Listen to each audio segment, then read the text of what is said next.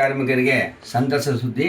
ಶ್ರೀ ದೇವಿ ಅನ್ನಪೂರ್ಣೇಶ್ವರಿ ಆಶೀರ್ವಾದದಿಂದ ಅಡುಗೆ ಕಾರ್ಮಿಕರ ಬಾವುಟ ಭಾರತ ದೇಶದಲ್ಲಿ ಮೊಟ್ಟ ಮೊದಲ ಬಾರಿಗೆ ಅತಿ ಶೀಘ್ರದಲ್ಲಿಯೇ ಸ್ಥಾಪನೆಯಾಗಲಿದೆ. ಅಡುಗೆ ಕಾರ್ಮಿಕರ ಶ್ರೇಯೋಭಿಲಾಷಿ BS ರಮೇಶ್ ಬಾಬು, ಕೋಲಾರ ಮತ್ತು ಚಿಕ್ಕಬಳ್ಳಾಪುರ ಸಂಸ್ಥಾ ಅಧ್ಯಕ್ಷರು, ಕಾರ್ಮಿಕ ಸಂಘ ಅಥವಾ ರಾಜ್ಯ ಕಾರ್ಮಿಕ ಮುಖಂಡರು. ಇದರ ಒಂದು ಉದ್ದೇಶ ಏನಪ್ಪ ಅಂದರೆ ಹಸಿರು ತರಕಾರಿ ಮತ್ತು ಭತ್ತದ ರೂಪ, ಅರಿಶಿನ ಕುಂಕುಮ ದೇವಿಯ ರೂಪ, ಬಿಳಿ ಶಾಂತಿಯ ರೂಪ. ಇದೇ ಒಂದು ಒಂದು ಸಿಂಬಲ್ಲು. ಈ ಸಿಂಬಲ್ ಇದು ನಿಮಗೆ ಯಾರು ಕೊಟ್ಟರು ಸರ್ ಐಡಿಯಾ? ಇದು ಐಡಿಯಾ ನಮ್ಗೆ ಯಾರು ಕೊಟ್ಟಿಲ್ಲ, ಆ ದೇವಿನೇ ನಮಗೆ ಐಡಿಯಾ ಕೊಟ್ಟಿರೋದು. ನಮಗೆ ಯಾವುದೇ ಒಂದು ನಾವು ಮಾಡಬೇಕಾದ್ರೆ ಅರ್ಥಪೂರ್ಣವಾಗಿದೆ, ಅದಕ್ಕೆ ಕೇಳಿದೆ. ಅದಕ್ಕೋಸ್ಕರ ಆಮೇಲೆ ಸೌಟ್ ಇದೆ ಇದರಲ್ಲಿ.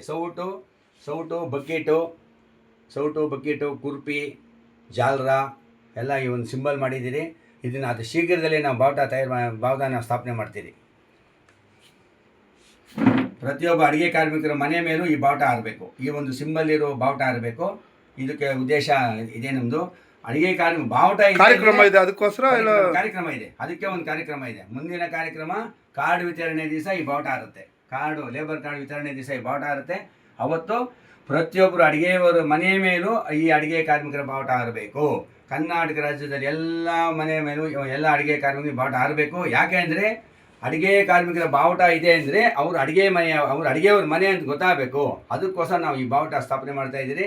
ಎಲ್ಲ ಕನ್ನಡ ರಾಜ್ಯ ಎಲ್ಲ ಮುಖಂಡರಿಗೂ ಮತ್ತು ಕನ್ನಡ ನಾಡಿನ ಎಲ್ಲ ಪ್ರತಿಯೊಬ್ಬರು ಮಹಿಳೆಯರಿಗೂ ಮತ್ತು ದಾನಿಗಳಿಗೂ ಮತ್ತು ಪ್ರತಿಯೊಬ್ಬರಿಗೂ ಒಂದು ಕನ್ನಡ ರಾಜ್ಯೋತ್ಸವದ ಮುಂದೆ ಬರೋ ಕನ್ನಡ ರಾಜ್ಯೋತ್ಸವದ ಶುಭಾಶಯಗಳು ಹೇಳ್ತಾ ಇದ್ದೀನಿ.